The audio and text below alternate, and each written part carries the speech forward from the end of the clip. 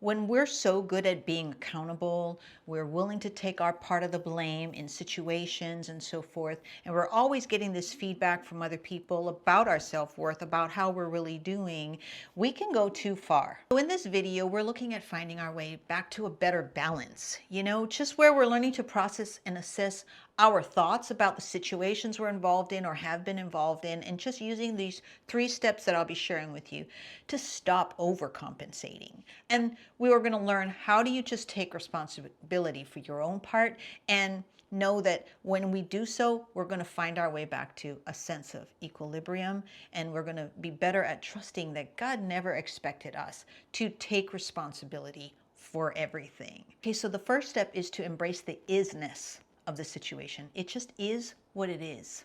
The part that we've been trying to do is kind of mentally rewrite the story. We don't do that purposefully.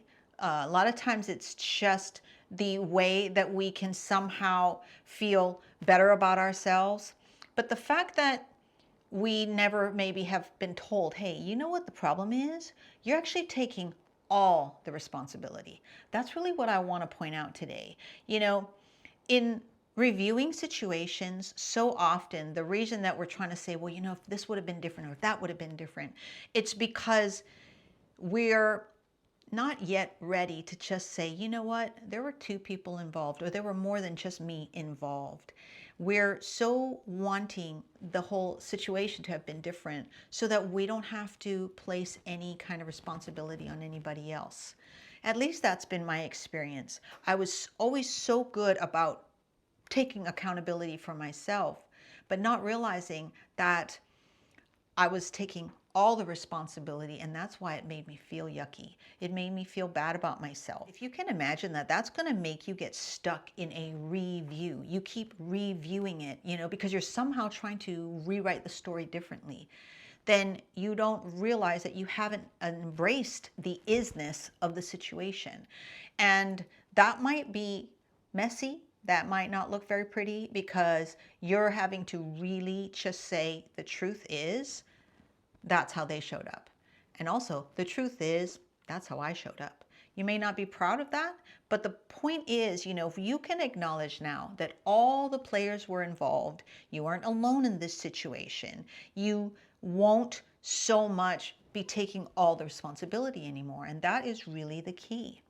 So when we're embracing the isness of the situation, just realize that it's okay to say, the part they played, that is what it is. The part I played, that is what it is.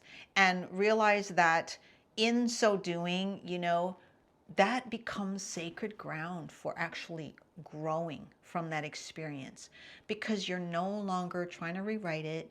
You're no longer avoiding, or jumping in and taking too much responsibility, which it's not right, it's not balanced. And so your sense of balance is just not there. So again, you won't be able to just settle into acceptance. And so when you are ready, you realize, okay, I've been in this review again and again and again, and it keeps popping up to my mind, even if the situation has passed and you're still reviewing it for yourself. I just want to encourage you to write down what happened. Write down for yourself what happened, just without judgment, without storytelling, without reasoning. Just write down, this and this and this. Whatever it was, the who, the what, the when, the where, all of that. And just know that embracing the isness, it can feel hard. But that's why we need step 2 as well, because that's really going to give us some guidance in this whole process of just accepting and settling into the isness of the situation. So step 2 is about the inner work of self-assessment. If you've taken the time to write down, here's what happened, here's what I keep running over and over in my mind, and not realizing my self-worth is very, very much tied to not feeling settled about the situation. Then the inner work is about going further with those basic facts, because true healing is going to happen when we have the courage to go inward. And this is where, at the balance journey, I'm always talking about relating with spirit, that as mind, heart, and spirit beings, we can be thinking in our minds all the time about what happened, and how it went and everything. And we can know in our hearts how we're feeling. But the fact that we feel unsettled, the fact that our self-worth is struggling and we don't feel a healthy sense of self-worth, that has a lot to do with this taking too much responsibility, overcompensating, and not having found a way to really reconcile that.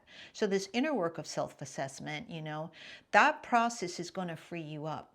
When you can say, okay, I need to unemotionally assess, okay, what really went on, and then most importantly, because you've already done that in the previous step of just saying, okay, here's what happened, and who was the here, who, what, when, where, and why. Then you want to just say, okay, now how did I show up in this situation? And assessing that, the part that you played, you have to go even deeper than that in that inner work by saying, okay, well, where was my heart? Where was my intention? What was my motivation? Because almost always we're not selfishly motivated. We didn't do it for ourselves. We thought we were doing something good. We thought we were coming from a better place. So we even more so can't quite reconcile the struggles, because here we were overcompensating only to find out that why did that not work? Why did it not result in what I needed it to result in, what I was hoping for? And this process is going to free us up to allow, but also to wallow, to allow for it is what it is, but also to wallow in, man, it is what it is, where you're kind of in that allowing yourself to just say, that sucks, and I'm not happy that it was what it was. And I have a really good book recommendation for that. There's a lady named Tina Gilbertson who wrote the book Constructive Wallowing. And it's the idea behind it is that, how you can get over your feelings by allowing yourself to have your feelings. So definitely check that out. Constructive Wallowing by Tina Gilbertson. Really good book. And so if you can allow yourself to do that, that's a big step, because that's the part that you play in being intentional when you're coming forward and saying, I want to do this inner work of self-assessment. But again, bringing spirit into the mix is an extremely important aspect. And so we're asking spirit at that time for clarity and for help in being self-honest. Because when you're asking yourself, how did I show up? What was my intention? You want to stop replaying scenarios in your head that are helping you find escape routes and looking for blame. You already know those things. You've processed that in your brain plenty of times. And so now you're saying, I want to self-soothe. This is where you want to start examining your heart's motivation in a way that says, how can I at least give myself credit for the things that I came forward with the best integrity that I could? And you want to be awake about what you're telling yourself in those times. And that's why you're asking for spirit to help you with this self-honesty. It's kind of this back and forth. It's a bit in the prayerful aspect. It's just saying, God, please keep helping me. And every time, if you start seeing yourself replay scenarios and, go back into that review, then be able to say, oh, there I am going again, and I don't want to be there. I want to come back to myself, and I want to just assess, how did I do? And just being honest with ourselves about that, it's really freeing. It can be like, ooh, I'm not proud of that part of it, but there's going to be so much more that you are happy with, that you can say, yeah, I wanted to smooth the way in that situation. I wanted to find connection. And that's why, I moved forward in the way that I was trying to move forward. You also can be more balanced by saying, maybe the other person had some integrity. Maybe the other person was also trying. Because if you can give yourself that credit, then you can also balance that out with maybe acknowledging where credit is due outwardly with others. But as you identify your highest intentions, whatever they were, you're able to soothe yourself. You're being with yourself and assessing in a different way, because all the time before, it's always feeling bad about yourself because you're in this turmoil inwardly. Now you're able to just say, okay, it is what it is, embracing the isness, and I can go inward and I can do a self-assessment that's not beating myself up, not taking all the responsibility, because that's mostly what we've been doing. So we're not taking all the responsibility, and we're not overcompensating in that way anymore. But we're also recognizing that there can be unresolved pain that we brought into that experience.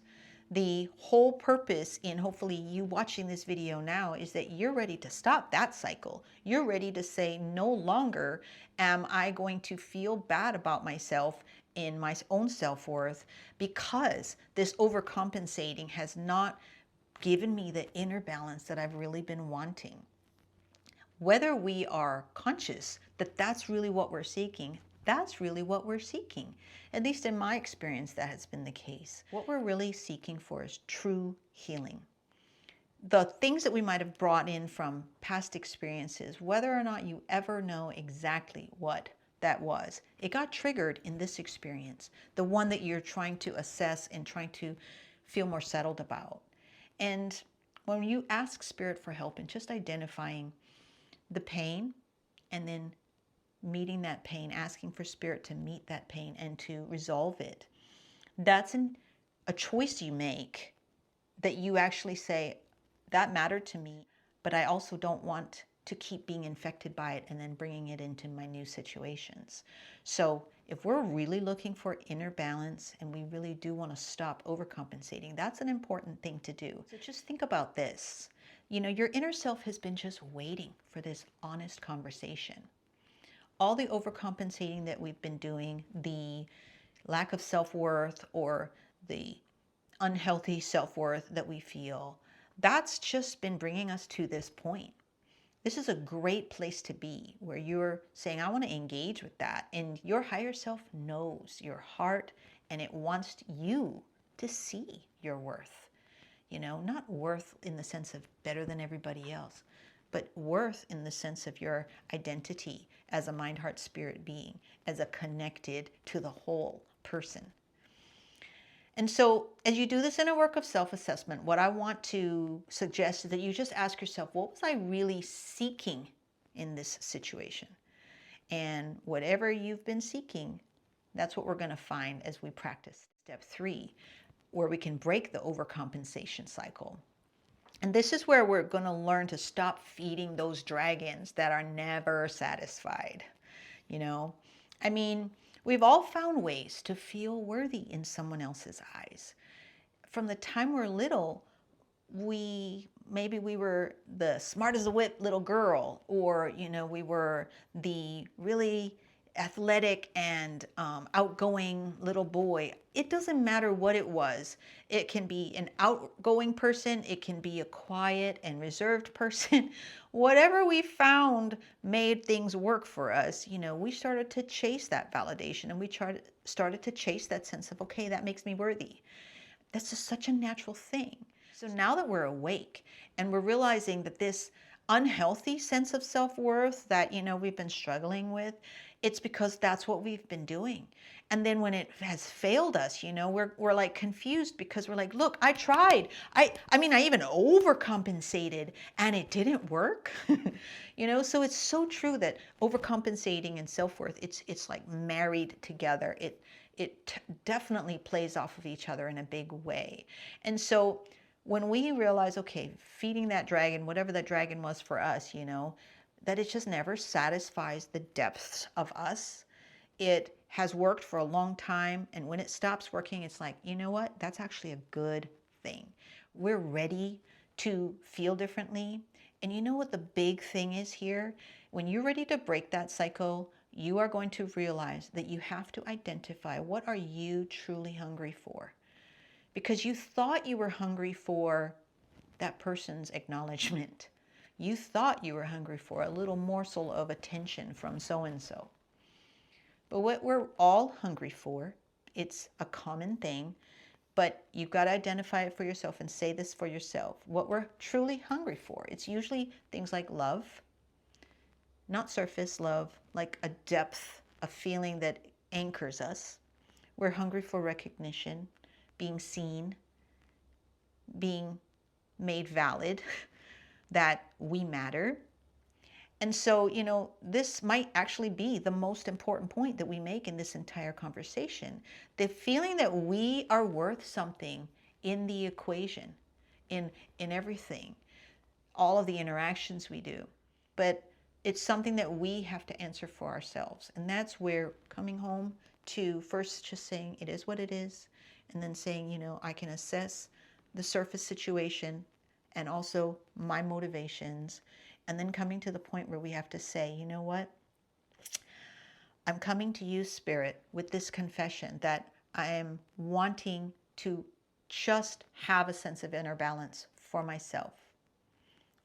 I admit I want love, I want recognition, I want validation. And the hardest but the easiest thing is to actually accept that you already have it. You already have love, recognition, and validation. And so this entire process of these 3 steps is taking you to the point where you can see the fullness that you seek actually lives within you, is a part of you, is you, And when you've done the first 2 steps, you have acknowledged that you were kind of chasing outwardly, and you've acknowledged your part, then you just settle into this truth that you are going to keep doing that. You're going to keep doing things that serve others and probably will give you recognition. Probably people will say, oh, I love you. Thank you so much for what you're doing. And that's nothing wrong with that. But you are more awake to what is no longer an outward chasing and more of a willingness to give, but no longer thinking you have to keep giving and keep giving when you don't initially feel that reciprocity. The reciprocity is first here, and really and truly, when you come from that place, you're going to give without any kind of real agenda. And the thing that I would like to encourage you to try is just think about ways, maybe 3 ways that you've been overgiving, that you've been overcompensating, and then just be willing to redirect that energy inward. Redirect that asking to God and saying, God, I do want love, or I do want recognition, and admit it. It's okay. We can admit that, and we can just say, that's what I'm really wanting. And when we understand that's why we've been overcompensating, then we can just say, oh, but this is what's really going to fill me. And it'll always meet you. Spirit will always meet us and fill us. That is true in my experience. So in conclusion, I hope that you will realize that these 3 steps can help you find more wholeness in balanced responsibility. This is the work that we do. I think as mind, heart, spirit beings, that is what we are seeking. And when we're in this yucky feeling of, not healthy self-worth and always overcompensating, it's a great opportunity to say, okay, well, how can I reassess things? And I just hope that these 3 steps have helped you to reassess in a way that includes your mind, heart, and spirit, and lets you know that you are not alone in this. This is, I think, such a common journey for all of us. But what we're seeking for is a sense of wholeness, and that is something that we're going to realize we're never going to find in perfect circumstances. It's just in honest self-awareness. And I hope that these 3 steps will give you something to work with as you seek for that. So choose one situation this week that you can say, I'm going to practice more balanced responsibility. And let us know in the comments how that goes. I'll look forward to hearing from you, and I will talk to you in the next video.